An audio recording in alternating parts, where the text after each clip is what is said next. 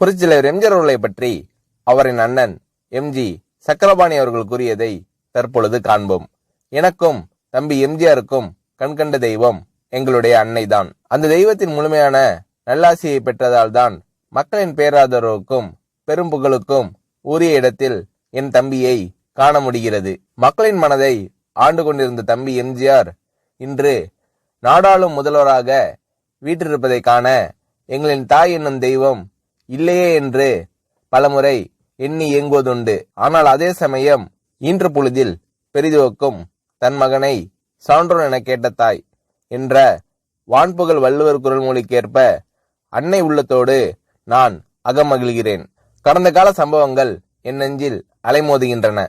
பல நிகழ்ச்சிகளை நினைவிற்கு கொண்டு வந்து தம்பியை பற்றி எனக்குள் எண்ணி எண்ணி பெருமை கொள்கிறேன். பல ஆண்டுகளுக்கு முன்பு எம்ஜிஆர் நாடக மன்றத்தின் சார்பில் நாங்கள் இன்ப கனவு நாடகத்தை நடத்தி கொண்டிருந்த சமயம் ஒரு நாள் காலையில் தம்பி என்னை கூப்பிட்டு நமக்கு எவ்வளவு நிலம் வேண்டும் என்று கேட்க 10 ஏக்கர் போதும் என்று நான் பதில் சொன்னேன். அதன் பின்பு தம்பி எம்ஜிஆர் என்னிடம் கூற விவரம் அறிந்தேன்.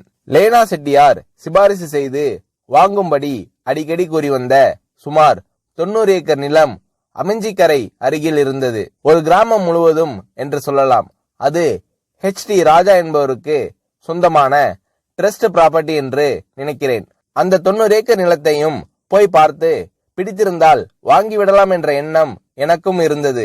ஆனால் எங்களுக்கு 10 ஏக்கர் நிலம் போதும் என்று நான் சொன்னவுடன் தம்பி எம்ஜிஆரிடமிருந்து உடனே வந்த வாசகங்கள் இவை. நமக்கு 10 ஏக்கர் போதும் என்றால் பாக்கி நிலத்தை எல்லாம் நாடக கம்பெனியில் உள்ள மற்றவர்களுக்கு எழுதி கொடுத்து விடலாம். நான் இதை கேட்டதும் வியர்ந்து போய்விட்டேன்.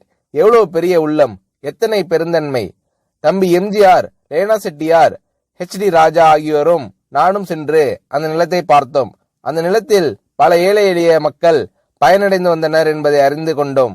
அவர்கள் பிழைப்பை கெடுக்கும் வகையில் நிலத்தை வாங்க வேண்டாம் என்று முடிவு செய்தோம். எங்கே ஏழை எளிய மக்கள் பாதிக்கப்பட்டாலும் தம்பியால் அதை தாங்கிக் கொள்ள முடியாது. நாங்கள் அன்று நிலம் வாங்காமல் போனதற்கு அதுதான் காரணம்.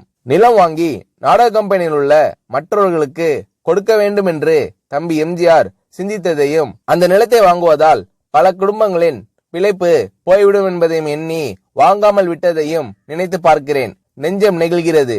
காலை 5 மணிக்கெல்லாம் எழுந்து உடற்பயிற்சி செய்துவிட்டு 7 மணிக்கு படப்பிடிப்பிற்கு புறப்பட்டு விடுகின்ற அந்த ஒழுங்கு யாருக்கும் வராது. உடலை கட்டுக்குலையாமல் காப்பாற்ற வேண்டும் என்பதில் சின்னஞ்சிறு வயதிலிருந்தே தம்பி எம்ஜிஆருக்கு கவனம் அதிகம். உணவு வகைகளில் நான் இதைதான் சாப்பிடுவேன் என்று பிடிவாதம் பிடிப்பேன். எங்களுடைய தாய் கஞ்சி கொடுத்தால் நான் சாப்பிட மாட்டேன். பழையது பிடிக்காது. தம்பி எம்ஜிஆரோ இதுதான் வேண்டும் என்று சொல்வதே இல்லை. அம்மா என்ன குடிக்கிறார்களோ அதை உண்ணுவது பழக்கம். பழையது தயிர் ஊற்றி சாப்பிடுவதும் சில நாட்களில் வெறும் பால் மட்டும் குடித்துவிட்டு வேலையில் ஈடுபடுவதும் உண்டு. இதுதான் சாப்பிட வேண்டும் என்ற பழக்கம் என் தம்பிக்கு இல்லை. பல ஆண்டுகளுக்கு முன்பு பிரபலமான ஒரு நடிகர் எங்கள் வீட்டிற்கு வந்தார். அப்பொழுது அந்த நடிகர் நாடக மேடையிலும் சினிமாவிலும் பெரும் புகழோடு இருந்த காலம். எங்களுடைய அம்மா அந்த நடிகரிடத்தில் ராமச்சந்திரனுக்கு ஒரு வேலை வாங்கி தாருங்கள் என்று கேட்டார். வேலை என்றால் உடனே கிடைத்து விடுமா? நேரம் காலம் வரட்டும் பார்க்கலாம் என்று சர்வ சாதாரணமாக பதில் கூறினார் அந்த நடிகர். எங்களுடைய அம்மாவுக்கு கோபம் வந்துவிட்டது. என் பிள்ளை ராமச்சந்திரன் தலையில் எழுதியிருப்பது நீ அல்ல, ஆண்டவன் நல்லபடியாக எழுதி வைத்திருப்பான். அவனுக்கும் ஒரு காலம் வரத்தான் போகிறது, பார்த்து கொண்டே இரு என்றார் ஆத்திரத்தோடு. அந்த நடிகர் பதில் பேசாமல் எழுந்து சென்று விட்டார். சில ஆண்டுகளுக்கு பின் அதே பிரபல நடிகர் மீண்டும் எங்கள் வீட்டிற்கு வந்தார். என் தம்பி எம்ஜிஆரிடம் தன் படத்தில் நடிக்க சான்ஸ் கேட்பதற்காக. காலசக்கரம் சுழன்று கொண்டே இருக்கும் என்று எங்கள் தெய்வம் சொன்ன சொல் அப்படியே உண்மையாகிவிட்டது.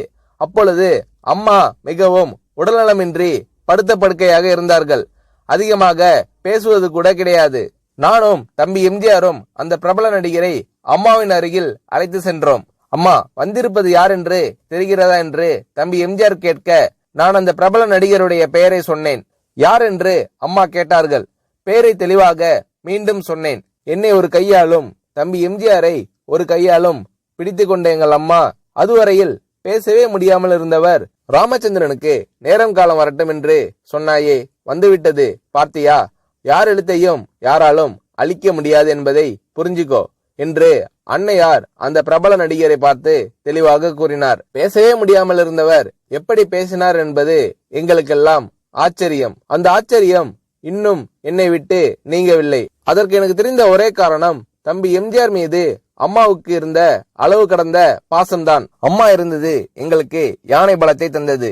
இப்பொழுதும் தெய்வமாக இருந்து எங்களுக்கு பலத்தை தந்து கொண்டிருப்பது எங்களுடைய அன்னைதான் என்று புரட்சியாளர் எம்ஜிஆர் அவர்களை பற்றி அவரின் சகோதரர் எம்ஜி சக்கரபாணி அவர்கள் கூறுகிறார்.